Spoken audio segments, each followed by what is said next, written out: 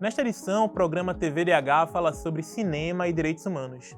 Eu, Marcelo Dantas, e a produtora audiovisual e defensora do direito à cultura, Carol Vergolino, recebemos o ator, arte educador e rapper Ocado do Canal. Começa agora o programa TV Direitos Humanos. O TVDH é um projeto da Cátedra Unesco-Unicap de Direitos Humanos do Helder Câmara, produzido pelos estudantes de jornalismo do projeto de extensão EducomDH, Educomunicação e Direitos Humanos na Mídia, uma parceria com a Cátedra Luiz Beltrão de Comunicação, o Centro Dom Helder Câmara de Estudos e Ação Social, o Movimento das Trabalhadoras e Trabalhadores Sem Terra, o MST, o Centro de Cultura Luiz Freire e o Centro das Mulheres do Cabo.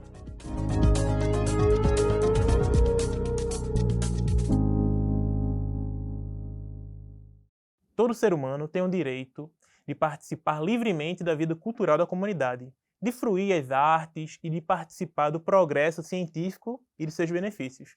Assim está escrito no artigo 27 da Declaração Universal dos Direitos Humanos.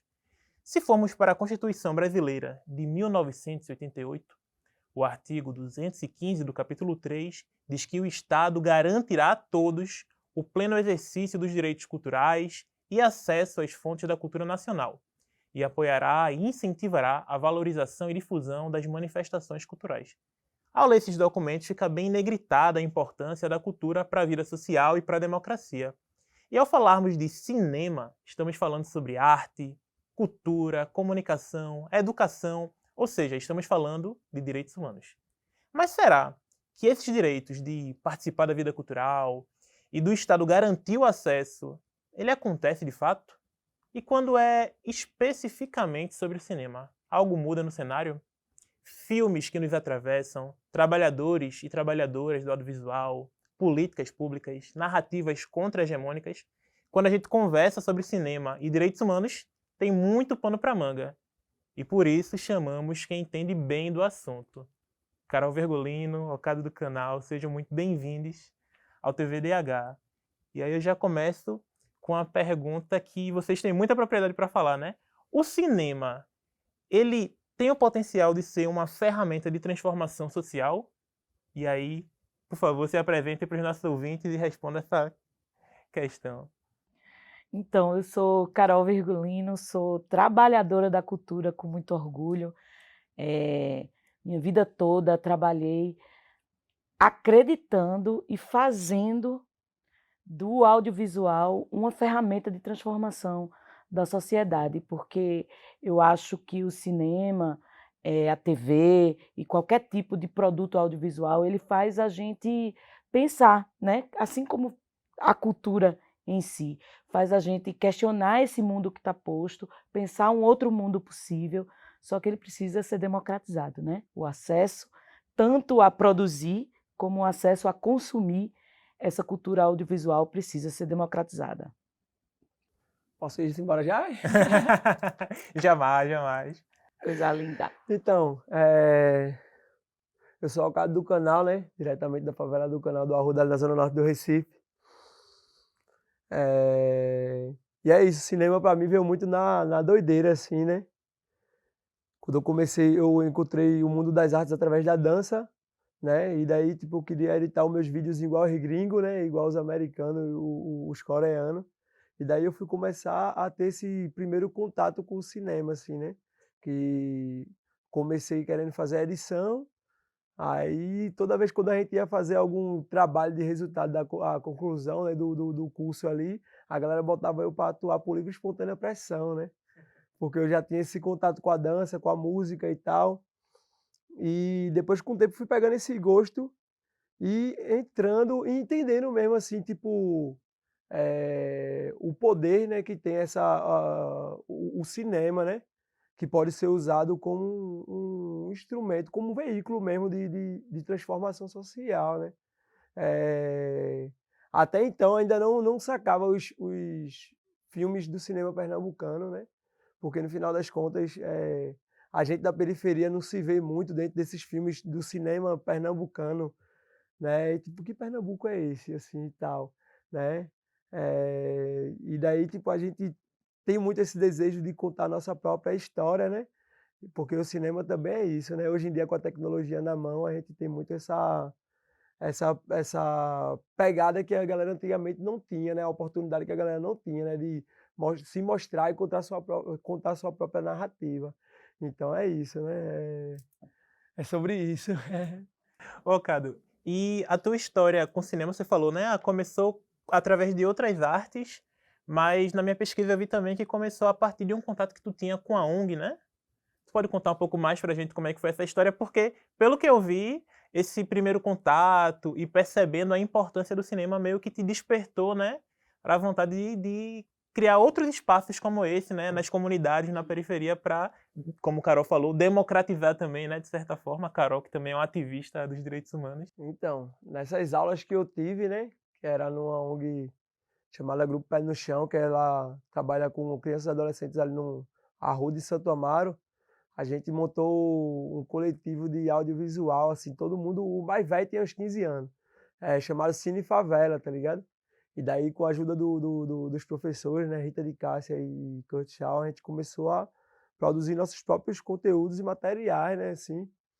Com o tempo, o corre vai afastando a galera, né, tipo, alguns virando pai, outros virando mãe, e tendo que escolher entre o sonho e a realidade. Eu fui um dos poucos, assim, que meio que continuou dando a cara a tapa e correndo na cultura, sabe? E daí eu percebo muito, assim, né, que, tipo, que a molecada da minha época que teve acesso à cultura, acesso à informação através da cultura, hoje em dia são bons pais, boas mães, tá ligado? Por mais que trabalhe num emprego ali que não acredita muito, mas ainda assim tem seus trampos dignos, tá ligado? Pan. E daí eu acredito muito no movimento social e no cinema, assim, como esse veículo de mudança, como eu já falei. E pensando nisso, eu montei o próprio espaço cultural na minha casa, né? Que é o Espaço Cultural do Beco. E lá na frente da minha casa tem um terreno que eu comprei com um cachê de um filme que eu atuei, para poder transformar numa escolinha de cinema. E é por aí. Carol, e qual a importância? Eu também participo dos movimentos sociais, também faço parte de uma organização da sociedade civil, Centro de Cultura Luiz Freire. E aí eu queria aproveitar essa deixa aí de Ocado para você falar qual a importância da sociedade civil organizada para ter esse papel, né, de trabalhar a arte dentro das comunidades, já que é uma coisa onde o Estado acaba não atingindo, não chegando, né? As organizações sociais, elas têm, às vezes, a função, né, muitas vezes, de democratizar diversas questões, né? Seja democratizar o acesso à água, o acesso à terra e o acesso à cultura também. Então, a luta dos movimentos sociais, a luta de muitos movimentos de cultura, precisa ser também dessa importância, né? De você, porque a cultura, ela não, o país já é muito desigual para que o acesso à cultura também seja desigual, né? Ocado precisa ter o poder de produzir como qualquer outra pessoa da sociedade, porque a cultura é um direito humano, é um direito para todo mundo. E, além de um direito, é também uma grande oportunidade, né, de geração de renda, de emprego e de tudo que pode transformar a vida das pessoas. E essa conversa ressoa muito na minha cabeça, né, sobre democratizar, como as pessoas podem ter mais acesso ao cinema, e é sobre isso que a gente vai conversar no segundo bloco. No próximo bloco, a reportagem de Tassiana Xavier mostra como estão os cinemas de rua. A gente volta no instante.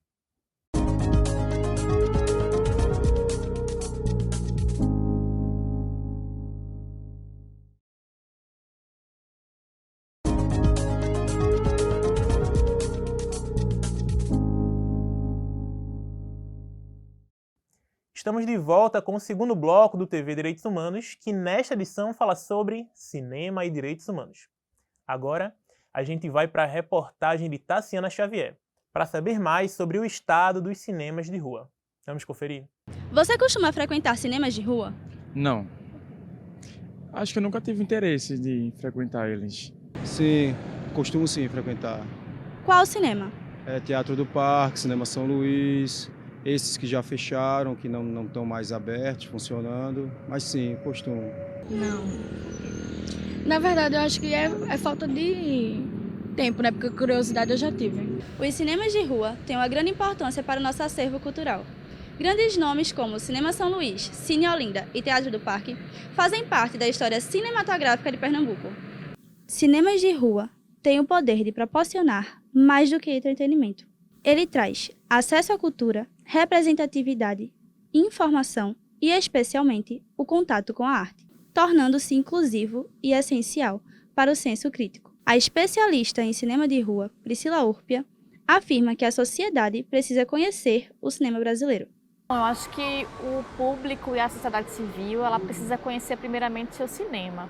E a partir desse conhecimento do cinema brasileiro, do cinema novo, de como se instituiu o cinema aqui no Brasil, eu acho que a partir daí, desse conhecimento e autoconhecimento sobre essa arte, né, sobre a sétima arte, é possível ter essa consciência, né, sobre o audiovisual brasileiro, suas obras e esses espaços também que abrigam, né, esse conteúdo e esse produto. É bem importante a gente pensar que esses equipamentos, eles são muito importantes para a sociedade civil, para a formação da cultura, para o acesso ao cinema, porque o cinema de shopping ele é um cinema muito mais caro, o cinema de rua, o cinema de calçada, ele é um cinema mais acessível, então as pessoas conseguem pertencer a esses espaços. A produção cinematográfica pernambucana é significativa, mas, acompanhando a situação dos principais cinemas de rua, percebemos o abandono que esses espaços vêm sofrendo pela falta de políticas públicas.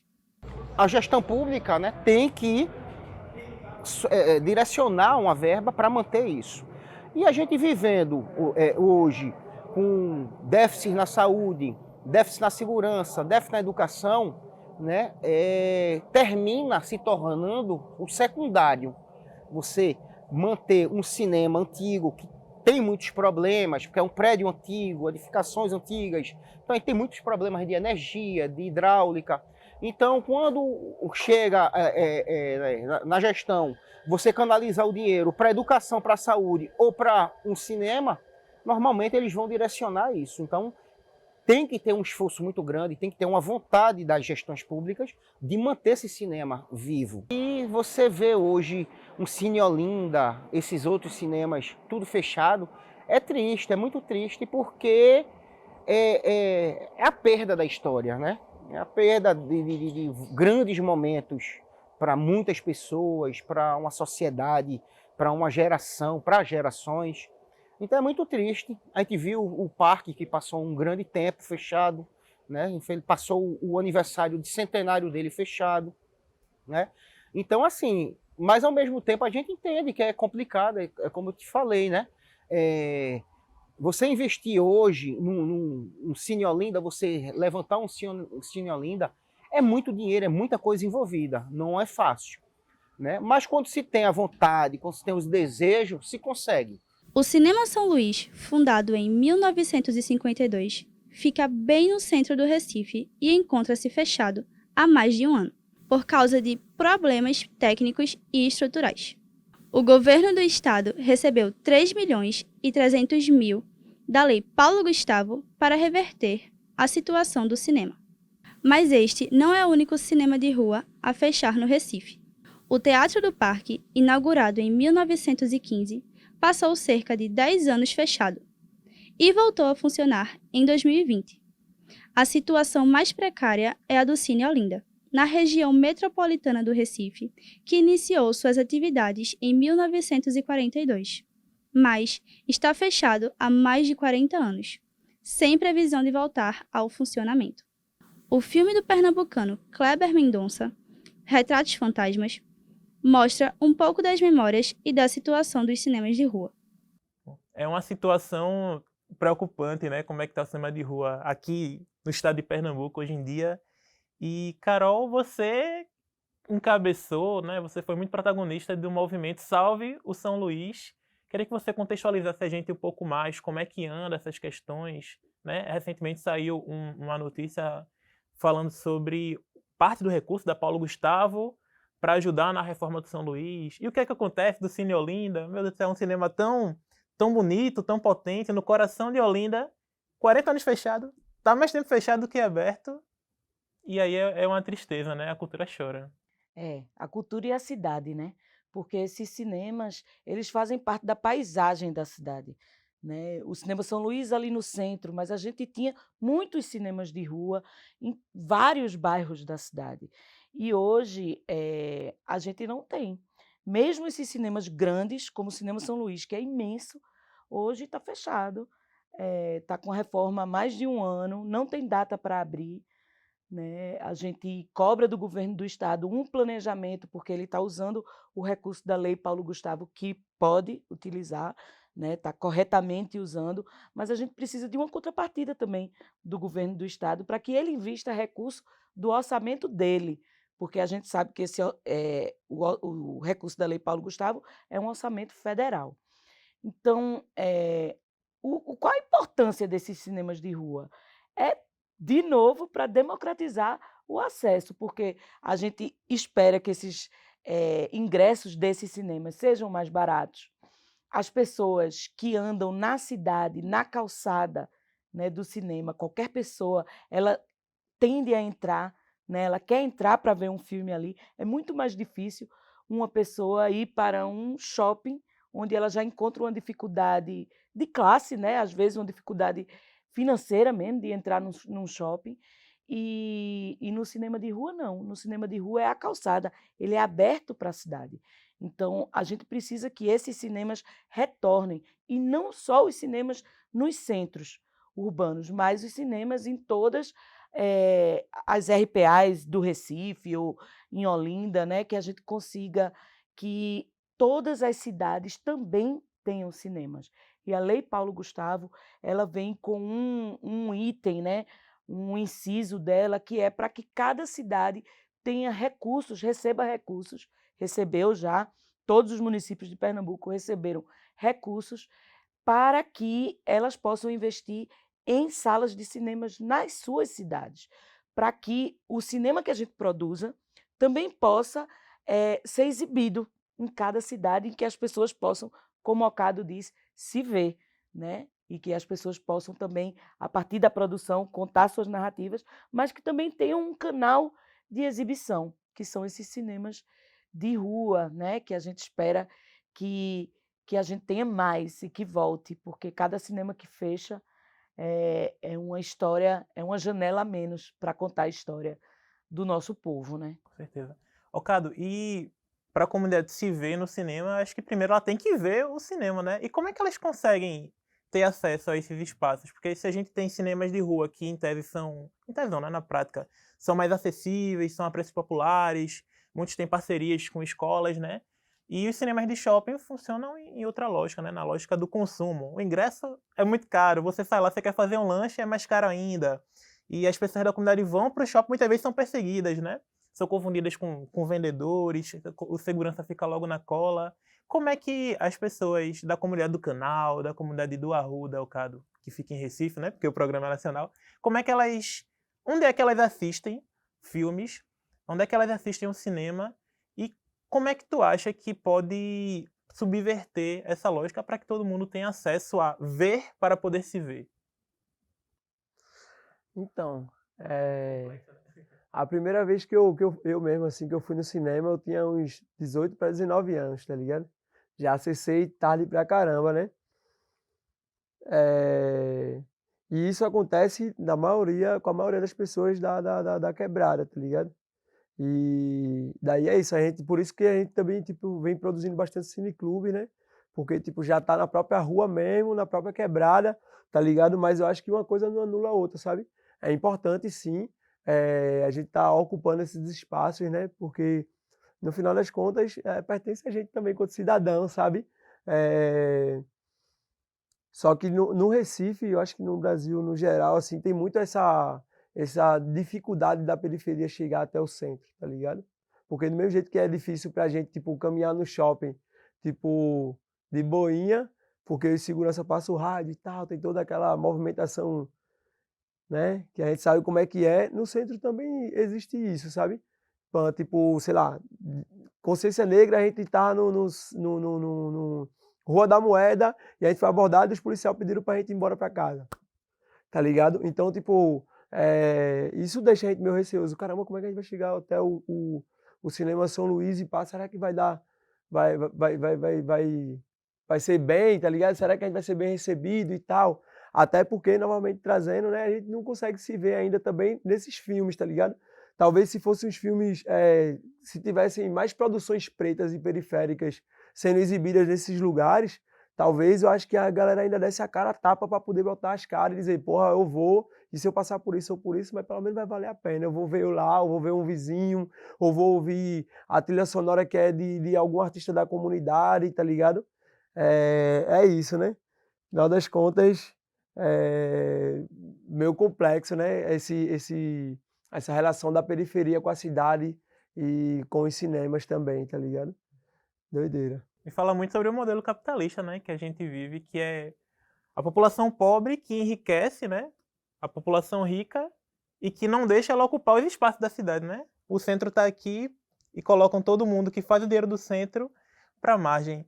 Cado, e como é a reação das crianças, assim, né? Porque as crianças vê muitos amiguinhos ou vê, sei lá, num desenho animado, no TikTok da vida, né, o super-herói da moda, e eles se sentem representados por esses super-heróis, e eles conseguem assistir esses... Além do cinema, né? Essas produções audiovisuais mesmo, né? As séries, os documentários, enfim. Então, você como pai, né? Acho que pode partilhar bem essa impressão. Eu acho que hoje em dia a molecada tem outras opções para se espelhar, tá ligado? Que era diferente da minha geração, por exemplo, sabe? Eu acho que hoje em dia, como a gente tem bem mais acesso do que tinha antes, né? Acaba que os próprios heróis da molecada acabam se tornando os próprios artistas da comunidade, sabe? Tipo, por exemplo, lá na minha comunidade, pá, lá no Arruda, tem Nocila, tá ligado? Que é um grande passista de frevo, tá ligado? Aí tem Chefe Chique é Louco, tem Maneirinho, tá ligado? Que é a galera do brega funk, aí tem eu lá também com a questão do hip hop e do cinema, né? Então, tipo, no final das contas, a molecada vai começando a se ver mesmo, assim, sabe? Tipo, a se espelhar nesses artistas que têm surgido depois da internet, assim, né? E é massa, velho, quando a gente, por exemplo, faz uma matéria na quebrada e faz um cineclube itinerante, assim, e volta para a quebrada para poder, tipo, exibir aquela matéria que foi feita. Então, tipo, quando, tio, primo não sei quem, não sei quem, tá ligado? Daí começa a contar as histórias e sorrir, sabe? E pã. Eu acho que é massa, mano, porque isso acaba alimentando o sonho da molecada, tá ligado? Enfim, é isso, né? Hoje em dia a gente tá conseguindo criar e ser, mesmo que involuntariamente, referência para essa galera, para a molecada que tá chegando, sabe? Sim. Isso fomenta muito, assim, também uma discussão, né, de como é importante o cinema nacional para que essas pessoas, para que essas crianças, esses jovens consigam se ver e consigam se identificar, né? Ter empatia com as histórias, fugindo de uma história única, como diz Chimamanda, né? Fugindo das histórias europeias, das histórias dos Estados Unidos. E é falando sobre cinema nacional que a gente deixa para o próximo bloco. No próximo bloco tem o quadro Fala Povo, com Eliakim Júnior levando para as ruas a pergunta: você costuma assistir filmes nacionais? E a gente escuta as respostas já já.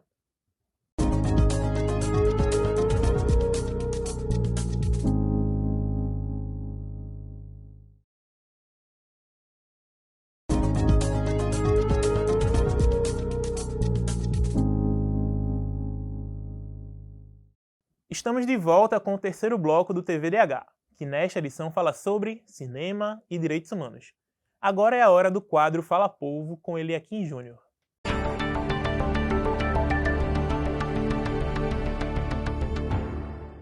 O cinema e os direitos humanos estão interligados nos enredos dos filmes, mas também na conscientização, na educação, na inspiração ou na transformação social. Por isso, o cinema é uma ferramenta poderosa em defesa dos direitos humanos. O Brasil é responsável por filmes que ganharam o mundo. E nós fomos às ruas para saber: você costuma assistir filmes nacionais? Eu não costumo assistir filmes nacionais. Eu acho que os dois motivos principais são que, sendo sincero, ultimamente eu tenho pouco tempo de ver filmes em geral. Estagiando, estudando, fica bem puxado a vida. E segundo, que eu acho que filmes nacionais não estão preocupados em contar uma boa história interessante. A grande maioria dos filmes nacionais são somente a mesma comédia de sempre, ou algum filme relacionado à pobreza ou questões sociais. Não preocupado em contar uma boa história, uma história diferente. Não tem muitos filmes de aventura, ficção científica, só os mesmos 2 temas. E eu acho isso bastante bem cansativo. Eu costumo assistir filmes nacionais porque são excelentes produções, né, que têm um potencial muito grande.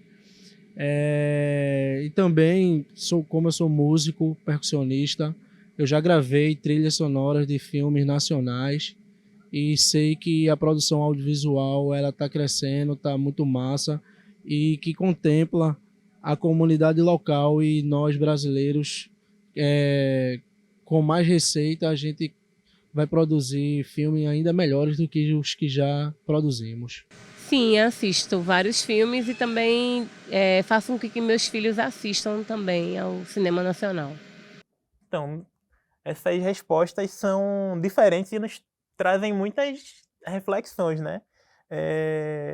Eu vou começar com o Okado. Okado, você como um ator do cinema nacional, do cinema pernambucano, você acha que o cinema nacional ele não está preocupado em contar boas histórias? E aí eu acho que você podia aproveitar também para contar um pouco dos filmes que você fez parte recentemente. Caramba. É isso, né? Cada pessoa tem a sua visão, mas eu sou obrigado a discordar, assim, né? Porque no final das contas, principalmente o cinema pernambucano ou o cinema no Nordeste, tem muito essa preocupação de contar boas histórias, né? História de pessoas reais. E eu acho que isso que diferencia o cinema brasileiro, em especial o cinema pernambucano e nordestino, dos outros cinemas do mundo, assim, que é mais clichê, né? Que tem uns filmes que você, tipo, na primeira cena você já sabe tudo, assim, pá, eita, esse bicho aqui é o vilão, esse aqui é o principal, esse aqui morre no final, tá ligado? Então,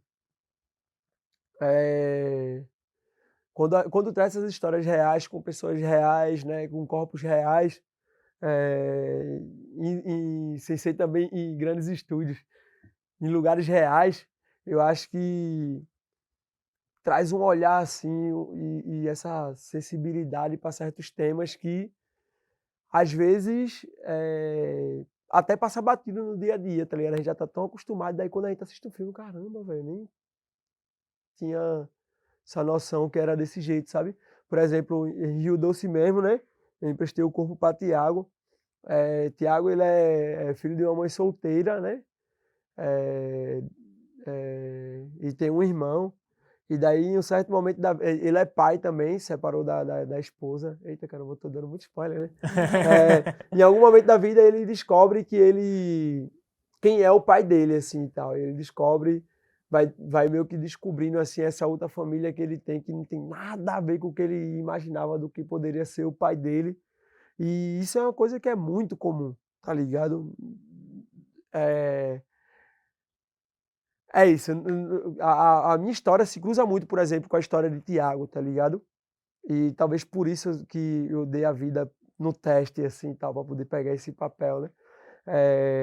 E daí, sempre quando a gente ia fazer exibição em alguns lugares, sempre a gente se deparava com várias pessoas que têm história parecida com a história de Tiago, tá ligado? Isso, algumas pessoas idosas, algumas mulheres jovens e tal. E a gente vê que não é um caso isolado, sabe?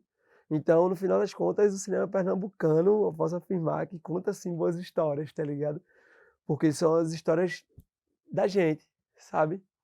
E é sobre isso. E não vamos nos preocupar com spoilers. Vamos assistir Rio Doce e depois a gente combina aí uma sessão coletiva para assistir e bater um debate contigo. Eita. E falando sobre histórias reais, sobre histórias boas, né? Tem muito no cinema pernambucano, como o Okado falou, muito cinema nacional. E como é que o pessoal vai assistir isso? Tem um mecanismo, né? Agora não sei se é política, se é lei, que é a questão da cota de tela. Ela é um caminho, ela funciona? Como é que funciona, Carol? Ela é um caminho, né? As programadoras e as distribuidoras, as exibidoras precisam exibir parte do cinema nacional. o que aumenta a possibilidade das pessoas verem os filmes nacionais. Mas tem uma questão ainda que, assim, o recurso do cinema nacional, quem pode produzir no cinema nacional ainda é pouco diversificado. Eu queria que Ocado fizesse o filme dele. Ele mesmo contasse a história dele, pudesse roteirizar, pudesse dirigir, né?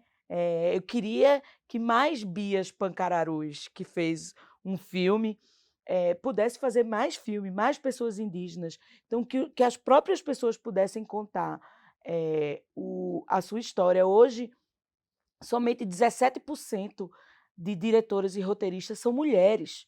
E quando você vai para o recorte de mulher negra, é menor ainda.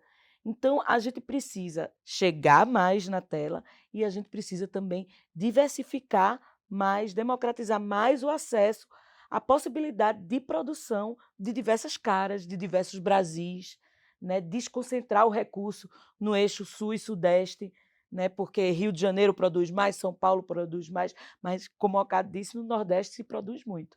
Então, há alguns indutores nas políticas da Ancine, que é a Agência Nacional de Cinema, mas precisa de mais. Ô, Carol, e tem outras possibilidades de políticas públicas que existam hoje para melhorar essa questão? Porque aqui, entre o intervalo, né, a gente leu um dado da Ancine dizendo que de 2021 para 2022, que é ali depois daquele boom da pandemia, o público do cinema aumentou 82%, mas o público que assiste cinema nacional ocupa desse total são uns 4%, mais ou menos. O que é possível ser feito no campo das políticas?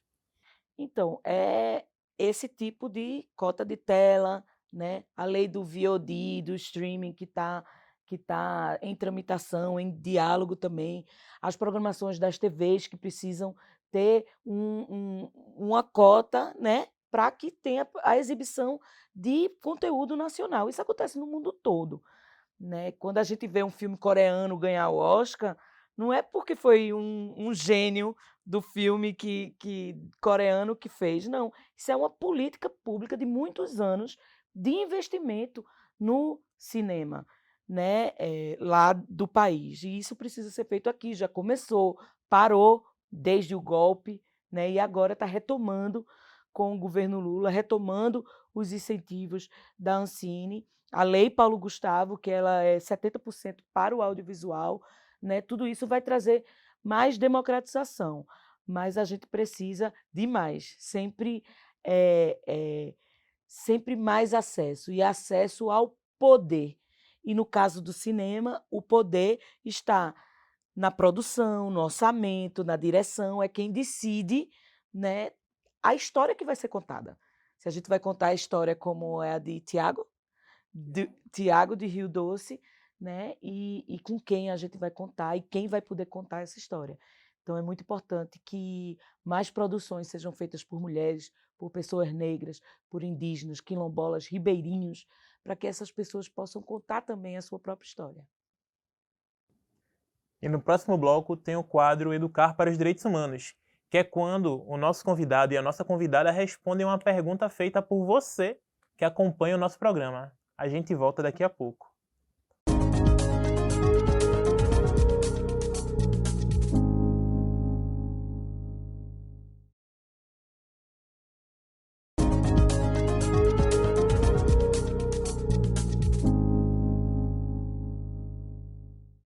Estamos de volta com o quarto bloco do TV Direitos Humanos, que nesta edição tem como tema Cinema e Direitos Humanos. Agora, Ocado do Canal e Carol Vergolino respondem uma pergunta enviada por quem acompanha o nosso programa. É o momento do quadro Educar para os Direitos Humanos, com Elaine Oliveira.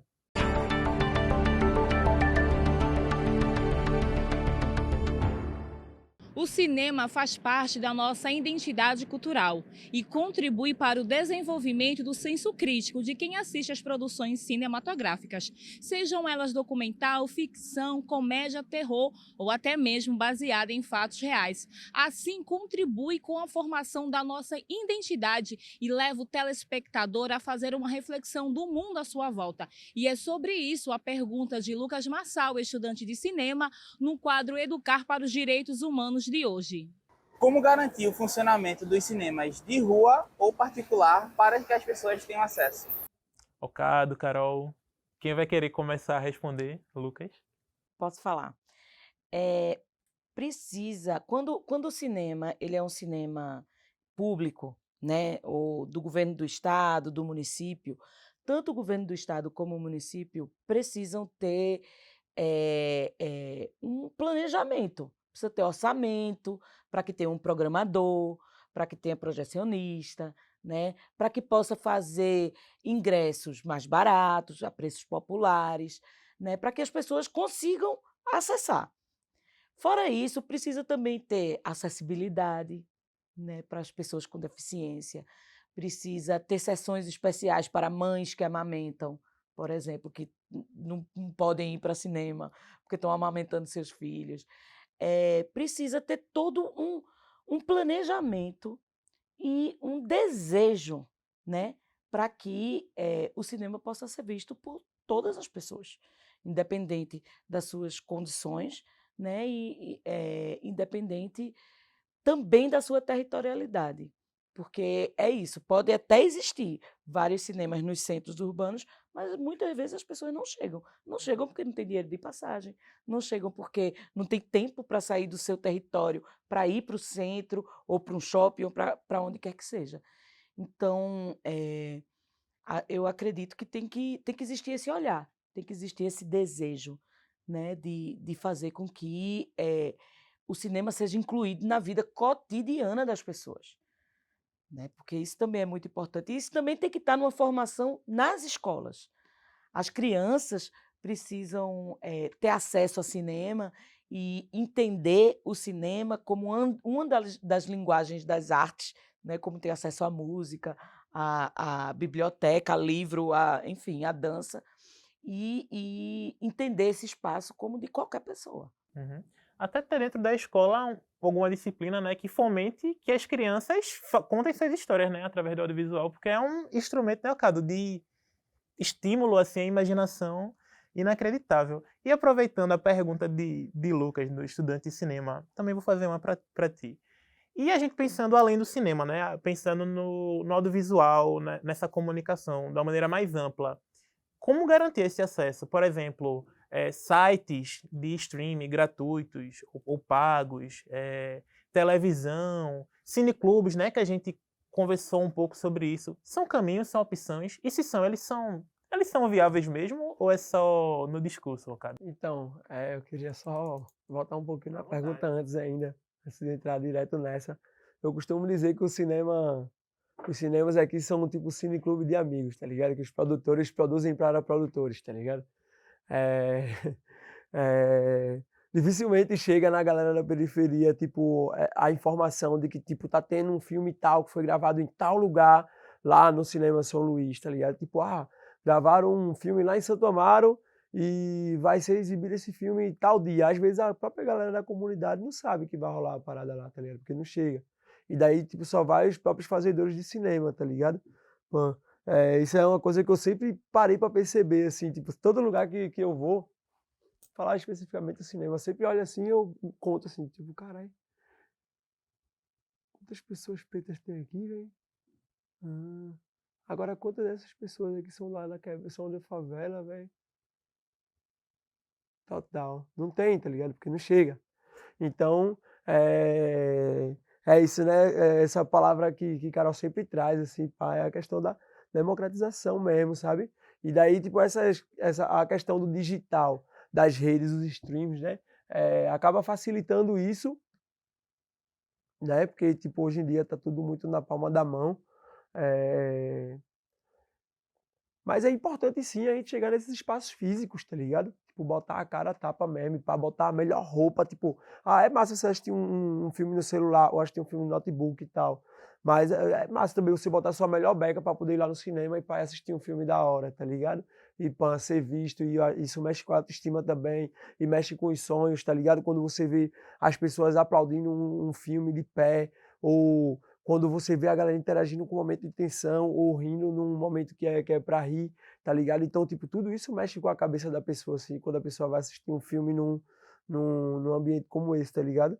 Então, acho que as duas perguntas meio que acabam se misturando, e eu acho que tipo, sei lá, em São Paulo tem o céu, que é parecido, uma estrutura parecida com o Compaz aqui, tá ligado? E lá tem cinema, tá ligado? Em Fortaleza tem os Cuca, tá ligado? Que é parecido com o Compaz aqui também. E tem cinema, tá ligado? Então, tipo, eu acho que era importante ter essa linha de cinema nos Compaz, tá ligado? E levar as crianças, tipo, da escola, tipo, ter uns dias assim, pá, tipo, que leva a galera para poder assistir os filmes, tá ligado? E exibir filmes do cinema pernambucano, que foi feito aqui, tá ligado? Porque no final das contas, é muito mais fácil a gente acessar um filme da Marvel, da Disney, sei lá, porque tá o tempo todo sendo empurrado pra gente, do que a gente acessar nossas próprias produções que não chega, saca? E tem uma coisa também que eu acho que é a experiência do cinema, né? Não é à toa que tem o som 5.1 que vem daqui, que vem dali, que vem no streaming, numa televisão, num celular, numa outra tela, você não está na caixa, né, que é o cinema. E toda pessoa tem que ter direito a ver o que quiser naquela tela grande, com um som bom, né, com todo mundo aplaudindo de pé. Então, essa experiência da caixa cinematográfica também tem que ser para todo mundo. Sim, com certeza. É como uma criança vendo uma foto de um balanço, né? Ah, que balanço bonito. Uma outra coisa é a criança na praça brincando lá com o balanço. E aí eu queria aproveitar esse momento de reflexão do encantamento também, né? Que o cinema gera, para perguntar para vocês o que é que o cinema desperta em vocês. Nossa, pergunta filosófica aqui. Carol, que já tá no pique. Me desperta sempre vontade de transformar, né? Sempre. É uma... Sempre de me tirar do lugar, né? De me tirar do lugar do que eu vi, né? E me mover. Me desperta movimento, sempre. Focado? Cara, eu acho que é isso mesmo, esse sonho de transformação, sabe? Por exemplo, eu fico me perguntando, caramba, véio, se a gente tivesse conhecido o cinema lá atrás, hein, velho? Saca? Que é isso, né? Na juventude dela, ela cita assim, que foi no cinema umas 3 vezes na vida, tá ligado? E depois que eu comecei a atuar, ela começou a frequentar mais, assim. E depois que ela participou de um clipe meu, assim, atuando, né? Que tipo, ela sempre foi noveleira de carteirinha, assim, e tal. Mas nunca se viu, tipo, tendo esse sonho, sabe? E daí, tipo, depois que, vamos, mãe, aí tá, não sei o quê. Aí botei ela pra atuar no clipe, depois atuou em outro, aí foi uma figuração no filme aqui, foi uma figuração em outro filme ali. E hoje em dia ela já se diz atriz, tá ligado? Então, eu acho que a autoestima para o povo preto e periférico, assim, tem um poder gigantesco. E eu acho que o cinema, ele tem essa ferramenta de devolver essa autoestima, sabe? De resgatar a nossa beleza e despertar sorrisos. Eu tenho certeza que quem está nos assistindo, quando terminar o TVDH, vai correndo para assistir algum filme. A gente está com esse poder aqui.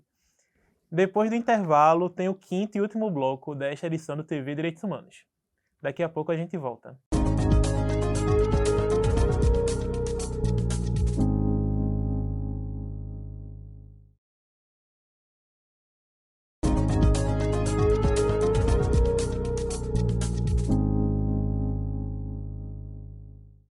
Chegamos ao 5º e último bloco do programa TV Direitos Humanos, que nesta edição fala sobre cinema e direitos humanos. E para isso contamos com a presença da produtora audiovisual e defensora do direito à cultura, Carol Vergolino, e do ator, arte educador e rapper, Ocado do Canal.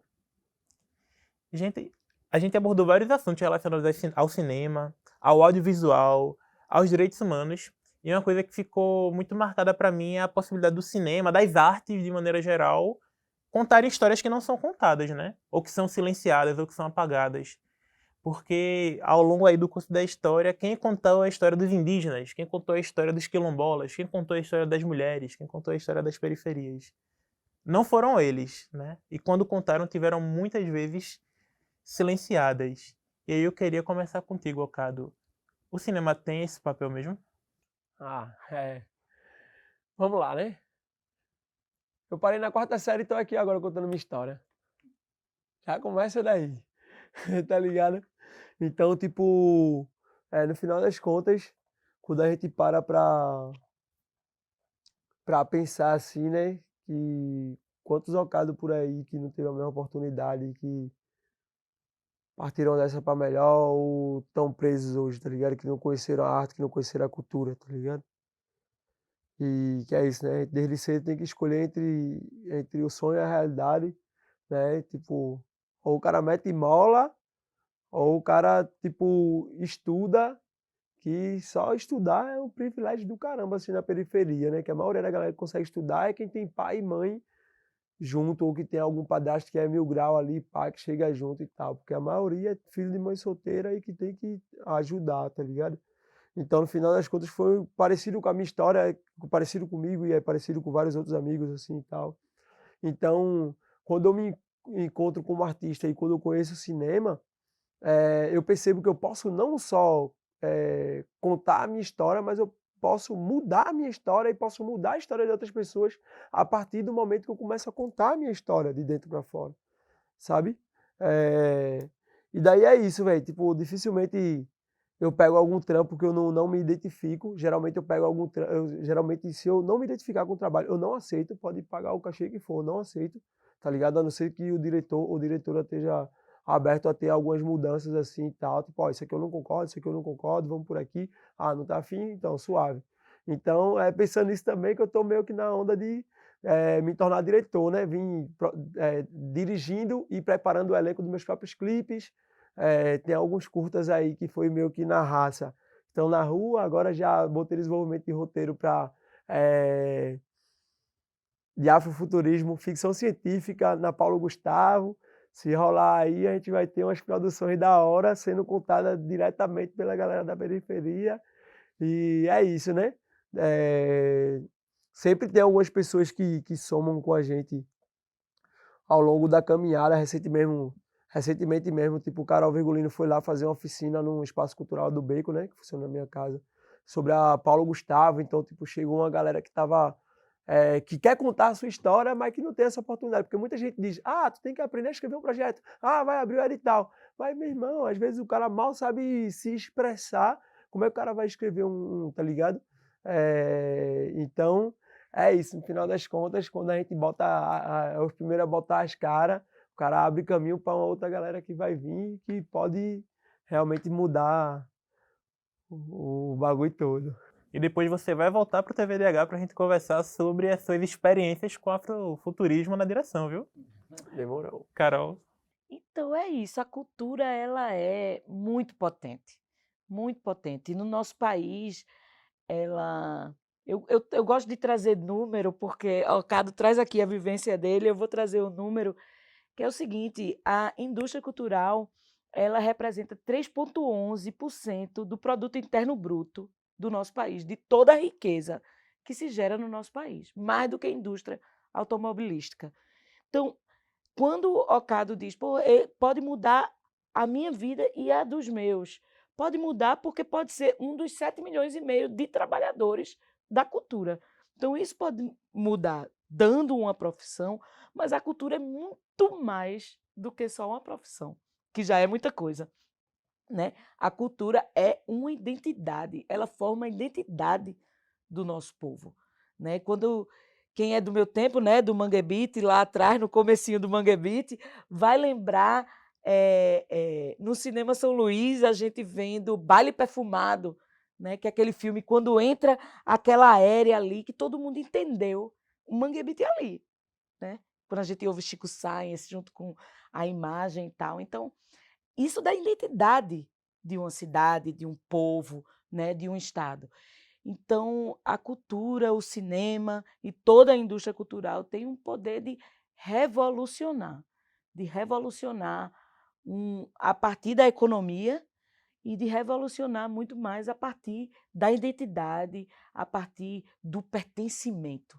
Né? A cultura nos dá pertença também de onde a gente vive e do que a gente quer para o mundo. Então, e nos dá autoestima, como a mãe de Ocado, que agora é atriz. Adorei.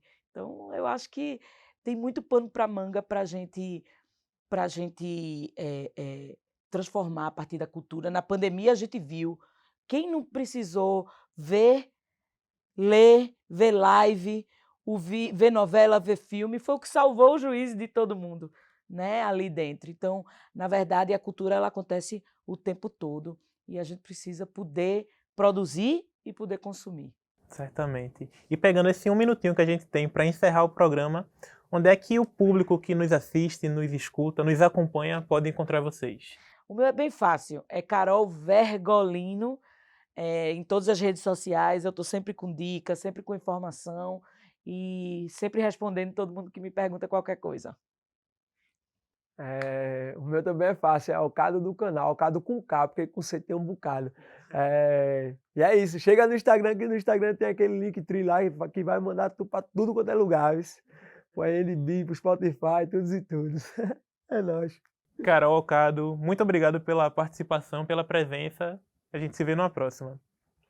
O TVDH é um projeto da Cátedra Unesco-Unicap de Direitos Humanos do Helder Câmara, produzido pelos estudantes de jornalismo do projeto de extensão EduComDH, Educomunicação e Direitos Humanos na Mídia, numa parceria com a Cátedra Luiz Beltrão de Comunicação, o Centro Dom Helder Câmara de Estudos e Ação Social, o Movimento das Trabalhadoras e Trabalhadores Rurais Sem Terra, o MST, o Centro de Cultura Luiz Freire e o Centro das Mulheres do Cabo.